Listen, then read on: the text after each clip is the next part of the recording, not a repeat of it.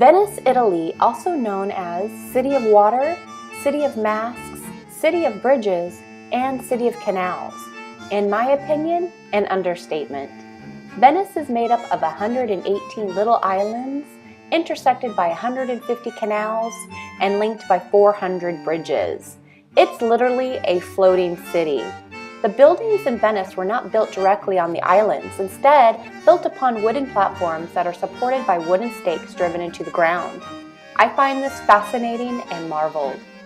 That also means all cars stop here because there are no streets in this city, just canals and narrow walking paths.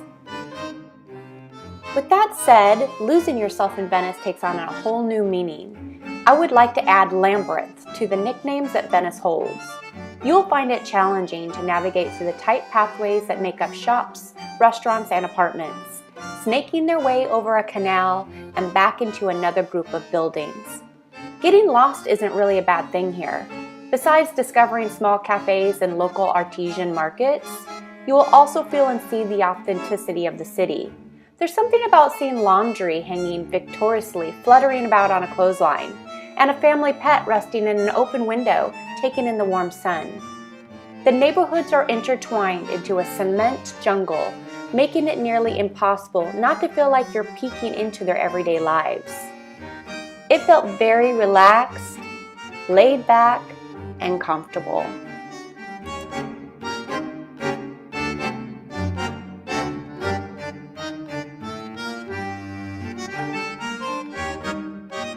Venice is playful and a very romantic city.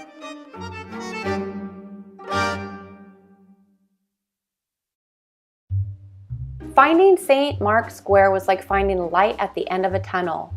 Spending a few moments sitting and enjoying the large square with a glass of wine was rewarding after our seemingly endless scenic maze-filled day. Watching street performers dazzle their audiences with magic and tourists scurrying about taking photos with their families was entertaining. A band played Italian love songs in the background, creating the perfect soundtrack to our surroundings.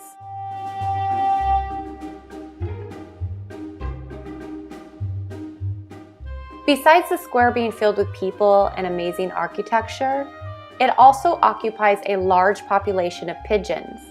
They have become a nuisance over time, causing damage to the delicate mosaics to many buildings surrounding the piazza. I couldn't help but get in on the action and become a bird stand for just a few seconds. It was time to move on and explore a little more of the city, getting in the few hours we had left of sunlight.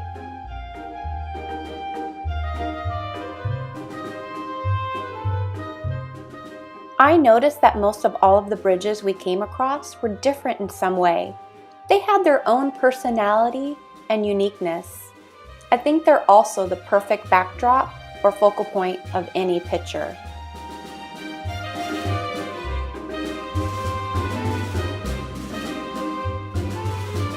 The Hidden Corners of Venice displays her sultry romantic overtones and inspires you with her colorful history.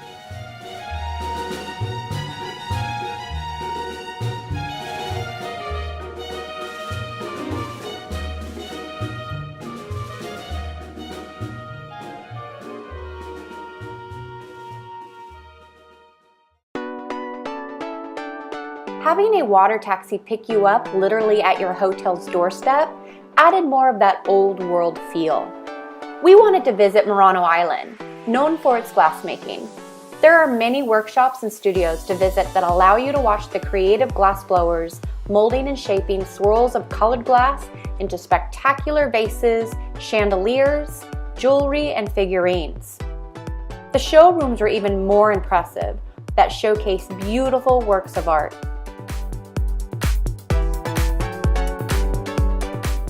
There is also an island next to Murano named Burano.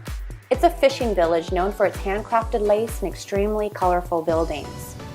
We were so captivated by Venice's confusing streets and bridges that we opted out visiting Burano, heading back to explore this geographically unique floating city.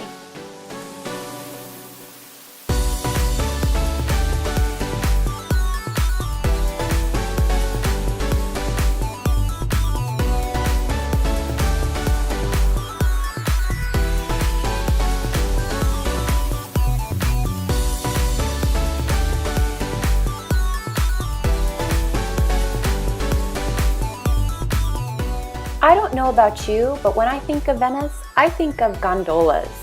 And there seem to be an abundance of them in traffic jams, with men in striped shirts pushing their way through the canals. When you come to Venice, it's a must to experience a surprisingly quiet and romantic ride snuggled up to your love. And if you're lucky, have a very festive and extremely happy gondola like the one we had.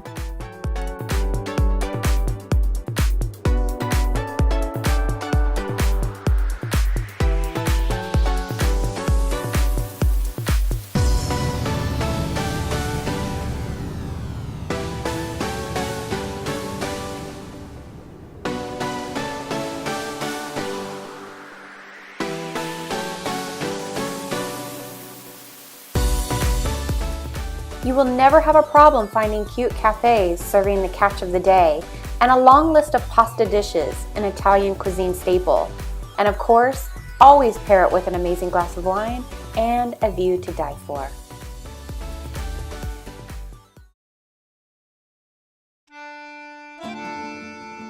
Campanile Bell Tower is the tallest building in Venice, and each of the 5 bells has its own particular function.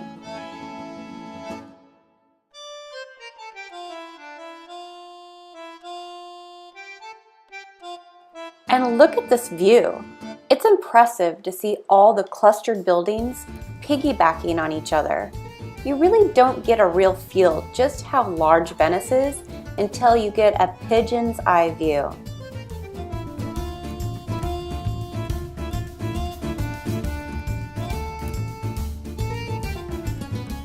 You can also see homes that have sun decks crowning many of the rooftops. What better way to access the sun than directly on top of everything? St. Mark's Basilica is directly from the Campanile Bell Tower in St. Mark's Square. Taking photos is not permitted inside the Basilica, but when out on the front facade, you can take photos of the view outside, including the famous 4 horses that stand tall there. Venice has many interesting points of interest, including simple weathered doors, most likely leading to other mysteries of the city. If only these walls could talk, or these statues could walk, or if we were able to hear the many eerie stories that these dark pathways hold. If it's food, fashion, or just plain adventure you're seeking, Venice entertained us on many levels.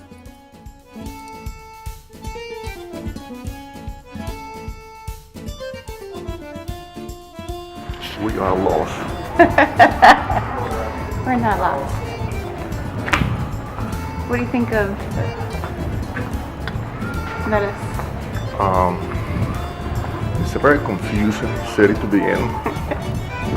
It's like a, what do you call it? A labyrinth. You heard that? Follow us on our next adventure as we take a high-speed train to Rome.